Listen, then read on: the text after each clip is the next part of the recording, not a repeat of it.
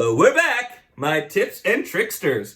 Welcome to part 2 of the Do It Again keyboard tutorial. Today, we're talking about that sweet organ solo on the Steely Dan classic, which hit number 6 on the Billboard charts in 1972. Their second highest charting single, only topped by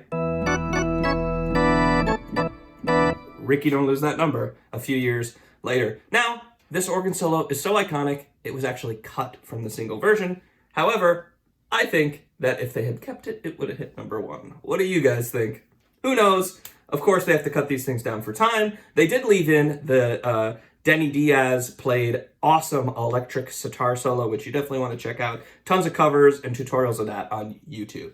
In any case, this song, really cool. Definitely check out the album version for this really unique keyboard solo, which is using the Yamaha YC-30 organ, which was a early Yamaha electric organ, which was basically made to kind of recreate the Hammond B3, which was super popular at the time in jazz and rock, and it really was a flop. It did not sound anything like it, much closer to the Vox Continental and Farfisa, which are the combo transistor organs, and this thing was nicknamed the plastic organ. Donald Fagen even called it a piece of junk.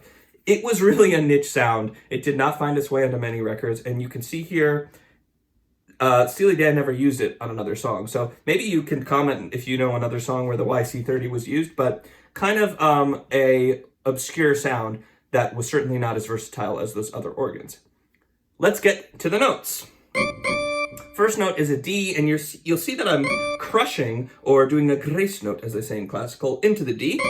And that can be a whole note away, or a half step, or even a step and a half. Depends on what you like. The more space you give, the more notes on that grace note, the bigger the crunch, the bigger the sort of grit. And you're going to use it a lot interspersed in the solo because it adds a little extra punch when you're playing an organ line.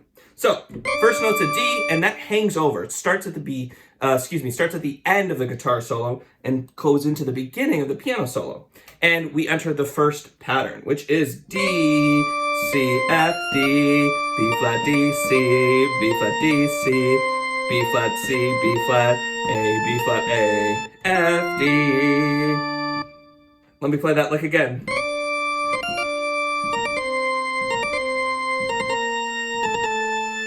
And then A, F, and that's, of course, a crush on the A.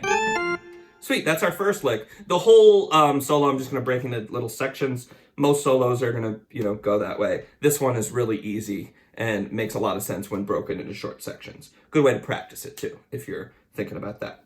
Okay, next lick. A, C sharp, A. You do that twice and leave some space in between. And there is a really unique thing. It's A and C sharp, which form the first and major third of A major. But remember, our key is G minor. And the bass is still going. And so it's our first foray into dissonant stuff, sort of non-diatonic notes. A lot of times when jazz players, which, let's face it, Steely Dan, they were raised on jazz. That's their background. And when they approach a solo over one chord, they're going all over the place. They're playing out, as they say. And it makes a more interesting solo because when you're on the same chord, you can get a little bit tired of hearing the same notes and licks. So that's our first foray. We'll do it again later, but that's our first foray into notes that are not chord tones. And then we play a really interesting phrase that's actually in our key, and this is a B flat major 9. It's outlining this chord. It's going to go C, A, F, D, B flat, D, B flat, and then kind of blurt out an F with that roll again. And then we get to what I consider my favorite part, the real blues core of the solo. That's this line. So cool. Now what that is a 4-note, the first 4 notes of the minor pentatonic scale. We start on G minor pentatonic, our home key. Then we go to A, a whole step above, then B minor, a whole step above that. So I'm not going to go through the exact order of the notes. Just know that the bottom note is always going to be that pivot point. G, B flat, B, C, And when you move up to A is the pivot point. So the notes in that first phrase are G, B flat, C, D. Then we go B flat A, and then you do the same pattern on A, C, D, E. C, B, same pattern on B, D, E, F sharp. D, C. And here the pattern changes a little bit. We're going to use C, F, G, A. And then we get into this really cool kind of rolled chord, which is a C sus, C, F, G. We're going to go up and down. You do it twice and leave kind of a nice empty space in between them. And then the third time we do it, we just run them together kind of fast. Notice I also hold, kind of keep that fulcrum on top, right? As I play the rest of the chord. That's a common organ technique if you really want to beef up the sound of an organ solo. Usually I use that when I'm climaxing in a solo and I want to really make it sound cool. You hold a note on top and do some licks underneath or even above. So then we go into this really, really awesome lick built off the minor scale. And it's going to use a lot of different intervals, you know, thirds, seconds, and even bigger, so like some six in there. And that goes like this.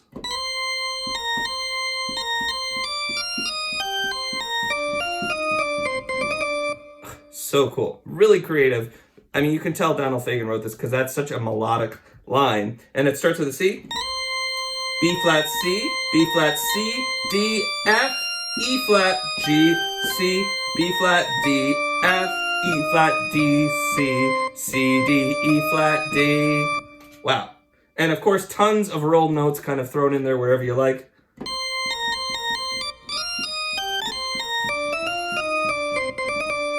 And it really gets it a nice feel.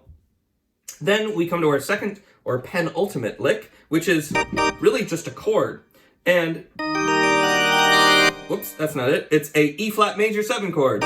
E flat, G, B flat, D, and we're gonna play it up 2 octaves, except save the last note because we're gonna end on a C. And the one thing we wanna do differently when we play this, at least phrasing, is hold our sustain pedal. Now, real organs don't have sustain, but this organ that he played probably did because it was electronic. Most keyboards you can add sustain to your organ. I would for this one part. Remember, organ has infinite sustain, right? If I hold the note, it will just be the same volume forever. A piano gets softer. Notice it's much softer now than when I first did it. So this is going to really build, it's going to be almost like teeming with sound, a big wall of sound. So when you hit the C, you want to let go. So, right? And I usually start that on the B flat and then go back up, but that's kind of what it sounds like. Let me play it a little more in speed. And then we hold that C, and here we come to our last lick. The last lick is holding the C like we did before with the fulcrum and playing B flat and G back and forth a bunch. And then we come to our last lick, which leads out of the solo back into the verse, and that's this. A, B flat, A, G, F, G, F, F, G, F, G. And then we get our chord again. That's that G sus. Sometimes I play C, D, F, G and add the minor third as well, but either way it sounds pretty cool. Sweet, and that's the entirety of this awesome solo. So stick with it. Really, just be patient with yourselves and you'll get it. Now, I didn't go over the the left hand. You can hear there is a really cool interplay happening in the left hand, but I just wanted to focus on breaking down this one thing, which is as close to note for note as you can get, at least in the right hand. Other thing. Cool. The demonstrations. So, hopefully, the demonstration that the first video helped you out. I'm going to play a demonstration at the end of this video so that way you can see everything that I just did nice and slow with the falling notes. Hopefully you like the addition of the MIDI keyboard, the little highlights over my fingers. That's kind of a nice little touch I added. And hopefully it was enough to get you guys play and do it again just like the pros. So please, like, comment, subscribe, do all that YouTube goodness. And I will see you back for episode 6 where we're going to touch on our first Billy Joel song. And let me just say, we got some big shots in attendance. See you later, gang. you.